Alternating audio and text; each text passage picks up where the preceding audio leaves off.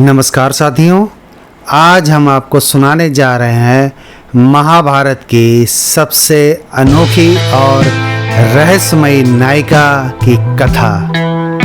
जी हाँ, द्रौपदी की जन्म गाथा।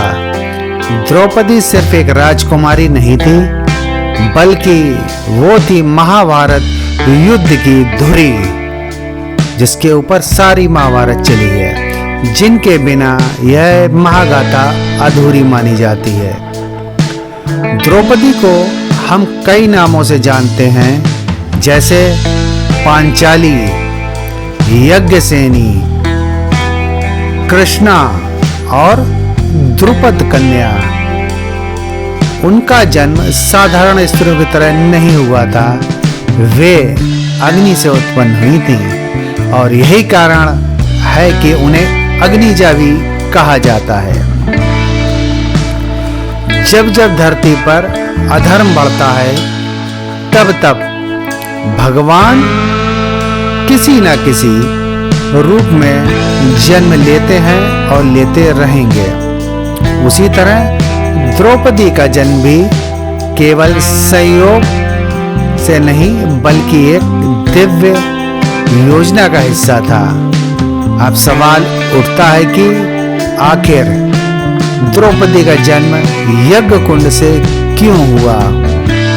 इसके पीछे एक बहुत बड़ी कहानी है। द्रौपदी के पिता थे राजा द्रुपद, जो कि पांचाल देश के शूरवीर और विद्वान राजा थे।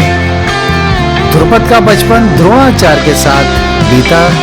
दोनों ही गुरुकुल में साथ पढ़े थे और बचपन में गहरी मित्रता थी। राजा द्रुपद ने द्रोणाचार्य से कहा भी था कि जब मैं राजा बन जाऊंगा तो अपने राज्य का आधा हिस्सा मैं तुमको दे दूंगा।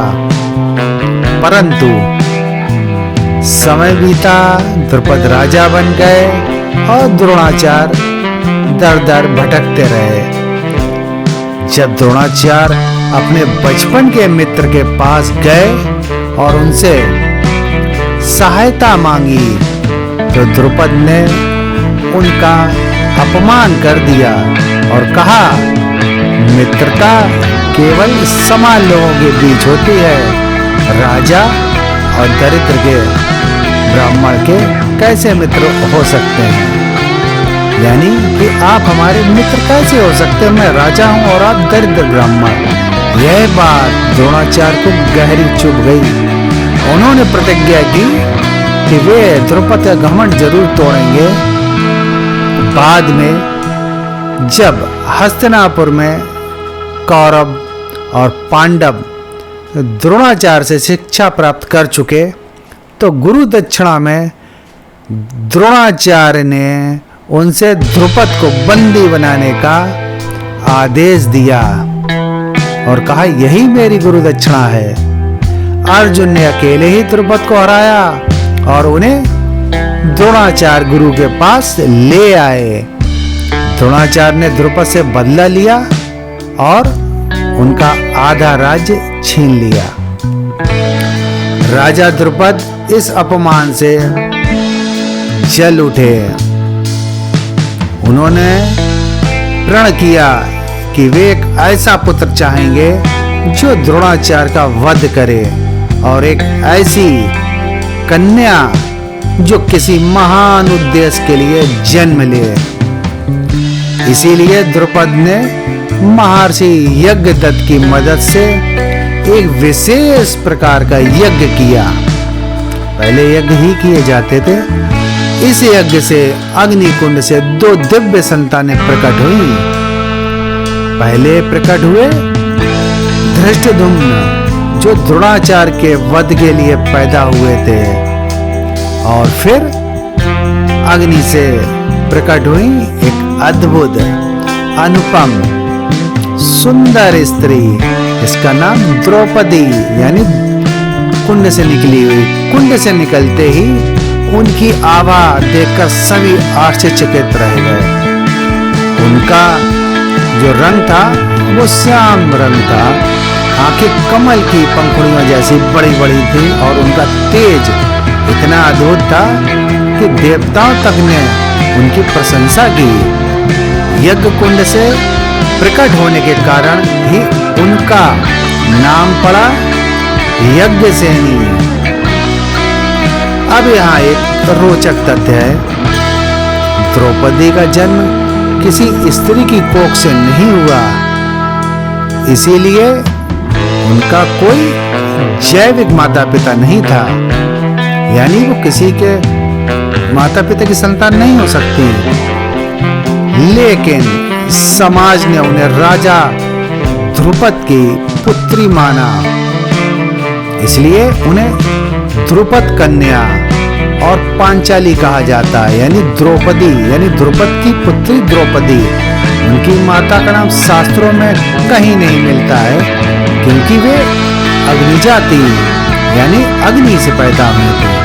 द्रौपदी के कई नाम महाभारत में वर्णित हैं, जैसे ध्रुपद की पुत्री होने के कारण द्रौपदी, पांचाली यानी पांचाल की राजकुमारी पांचाली, यज्ञसेनी यानी यज्ञ से उत्पन्न होने के कारण यज्ञसेनी कहलाई, और कृष्णा नाम भी था क्योंकि उनका वर्ण श्याम था, इसलिए उन्हें कृष्णा भी कहा जाता है। उनकी सुंदरता अद्भुत थी। कहा जाता है कि वे जब चलती थी तो लगता था मानो चंद्रमा अपनी किरणें बिखेर रहा हो। उनका स्वरूप ही नहीं बल्कि उनकी बुद्धिमत्ता और साहस भी उन्हें विशिष्ट बनाता था। केवल रूप से नहीं, वो अपने गुणों से भी स्पेशल थी। द्रौपदी के जन्म के साथ ही एक भविष्यवाणी भी हुई थी। कहा गया कि यह कन्या महाभारत के युद्ध का कारण बनेगी और धर्म की स्थापना में उसकी महत्वपूर्ण भूमिका होगी। इसीलिए द्रौपदी को केवल एक स्त्री या रानी नहीं, बल्कि धर्म युद्ध की प्रेरक शक्ति भी माना जाता है। तो मित्रों, आपने देखा द्रौपदी का जन्म साधारण नहीं था। वे अग्निजा थी, राजा ध्रुपद की यज्ञ कुंड से उत्पन्न कन्या। उनके जीवन का हर अध्याय दिव्य था और उनका जन्म ही इस बात का संकेत था कि वे महाभारत युद्ध में निर्णायक भूमिका निभाने वाली थी। द्रौपदी केवल 5 पांडवों की पत्नी नहीं थी, बल्कि वे थी धर्म और न्याय की प्रतिमूर्ति। उनके बिना महाभारत की गाथा की कल्पना भी अधूरी है। अगर आपको मेरा ये वीडियो पसंद आया हो तो चैनल को सब्सक्राइब करें और शेयर करें, और महाभारत की और रोचक कहानियों से जुड़े रहें। मिलते हैं अगले वीडियो में एक नए रहस्य के साथ। धन्यवाद।